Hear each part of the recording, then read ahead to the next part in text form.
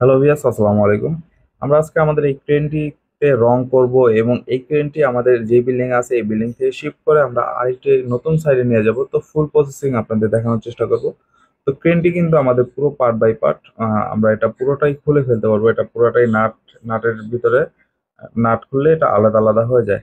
এই যে বক্সটি দেখতে পাচ্ছেন এটা কিন্তু আমাদের ক্রেনের বা আমাদের ইলেকট্রিক মাচার অন্যতম একটি ভারী পার্টস। এটা হলো গিয়ার বক্স এবং আমরা নতুন প্রজেক্টে চলে এসেছি। আমরা এখন এগুলোকে 10 তলায় উঠিয়ে ফেলবো এবং যেহেতু রমজান মাস আস্তে আস্তে কাজ করতে বলেছি, যেহেতু এগুলো অনেক ওয়েটফুল এবং অনেক ভারী হয়।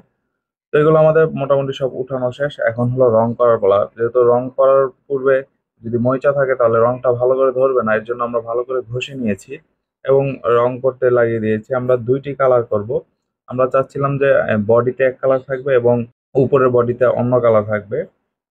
তো আমরা এখানে লাল চুজ করেছি।